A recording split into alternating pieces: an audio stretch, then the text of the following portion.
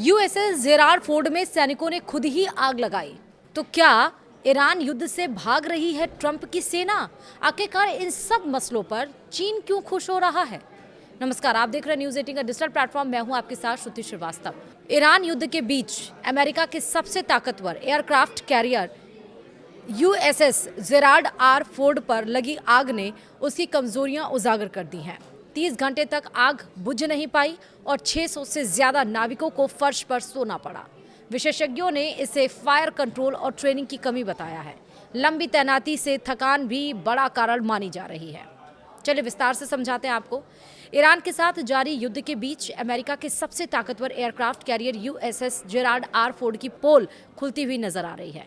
12 मार्च को जहाज में लगी आग 30 घंटे से ज्यादा समय तक जलती रही, जिससे हालात इतने खराब हो गए कि 600 से ज्यादा अमेरिकी सैनिकों को फर्श और टेबल पर सोना पड़ा। जहाज को रिपेयर के लिए ग्रीस के क्रीट द्वीप पर भेजा जा रहा है। न्यूयॉर्क टाइम्स की रिपोर्ट के मुताबिक आग जहाज के लॉन्ड्री एरिया में लगी थी, लेकिन धीरे धीरे यह अंदरूनी हिस्सों में फैल गई। जहाज जैसे हाईटेक वॉर मशीन में इतनी लंबी आग का काबू में न आना अब अमेरिका की सैन्य तैयारी पर सवाल खड़े कर रहा है। सवाल तो ये भी है कि क्या कई महीनों से घर न जा पाने वाले नाविकों ने ही आग लगा दी थी? वहीं ईरान अमेरिका युद्ध के बीच इस घटना को देखकर चीन गदगद है, यानी कि खुश है, क्योंकि यह अमेरिका की कमजोरी दिखाता है। चीनी सैन्य विशेषज्ञ वांग यूनफेई ने ग्लोबल टाइम्स से बातचीत में कहा कि आधुनिक युद्धपोतों में जटिल इलेक्ट्रिकल सिस्टम और तेल की लाइनें होती हैं, जिससे आग लगने पर वह तेजी से फैलती हैं।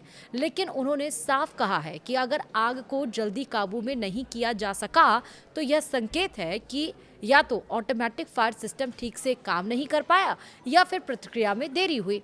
उन्होंने ये भी कहा कि ऐसे दौत्याकार जंगी जहाज़ों में अलग अलग हिस्सों को इस तरह डिज़ाइन किया जाता है कि आग फैल ना सके। लेकिन अगर सैकड़ों सैनिकों को अपनी रहने की जगह छोड़नी पड़े तो इसका मतलब है कि फायर कंट्रोल डिज़ाइन और मैनेजमेंट दोनों में कमी रही। वांग यूनफेई के मुताबिक फायर अलार्म बजते ही क्रू को तय प्रक्रिया के तहत तुरंत कार्रवाई करनी चाहिए। अगर इसमें देरी हुई है तो यह ट्रेनिंग या एक्सक्यूशन में कमजोरी को दिखाता है। वहीं आपको बता दें कि यूएसएस जेरार्ड फोर्ड पर आग ऐसे समय में लगी है जब यह कैरियर पहले ही 10 महीने से तैनात है। आमतौर पर एयरक्राफ्ट कैरियर 6 महीने की तैनाती पर रहते हैं। वॉल स्ट्रीट जर्नल के मुताबिक इतनी लंबी तैनाती से सैनिकों में थकान बढ़ती है, जिससे इमरजेंसी में प्रतिक्रिया धीमी पड़ सकती है। वहीं सोशल मीडिया पर इस तरह की अटकलें लग रही हैं कि क्या क्रू मेंबर्स ने खुद ही यहां आग लगा दी ताकि उनके जहाज को रिपेयर के नाम पर वापस अमेरिका भेज दिया जाए। हालांकि इनकी पुष्टि नहीं हो सकी है। वहीं अमेरिकी नेवी ने कहा है कि इस घटना की जांच की जा रही है। यह आग कोई पहली समस्या नहीं है। इससे पहले फरवरी में इसी जहाज पर 650 टॉयलेट बंद होने जैसी तकनीकी गड़बड़ी भी सामने आ चुकी है। नाविकों को टॉयलेट के लिए लाइन लगाना पड़ता था। पहले भी यह रिपोर्ट आई है कि इस जहाज पर तैनात कई जवान वापस जाते ही नौकरी छोड़ना चाहते हैं, और इसीलिए आप देखिए कि इस तरह की खबरें भी सामने निकल कर आ रही हैं। और वाजिब है कि 6 महीने से ज़्यादा अगर वहाँ पर जो नाविक हैं वो रहेंगे, जो सैनिक हैं वो रहेंगे, जिनका टाइम ड्यूरेशन इतना है, जिनके पास सारी चीज़ें उतनी ही दिन की रहती हैं, उससे ज़्यादा 1 साल, मतलब 6 महीने, 1-2 महीना होता ज़्यादा तो समझ में आता, लेकिन 6 महीने ज़्यादा तो वाजिब सी बात है कि जो सवाल उठ रहे हैं वो सही है नहीं। फिलहाल इसकी पुष्टि तो नहीं हो पाई है, लेकिन इस तरह की सुबगाहट ज़रूर नज़र आ रही है। वहीं आपको बता दें कि ईरान इजराइल अमेरिका की युद्ध में अब ये युद्ध और ज़्यादा भीषण होता चला जा रहा है। हॉर्मुज़ स्ट्रेट पर जो ईरान है उसने अपनी तैनाती, पहरेदारी और ज़्यादा बढ़ा दी है, यानी कि ऑलमोस्ट जो अमेरिका का प्लान है वो फेल होता हुआ नजर आ रहा है।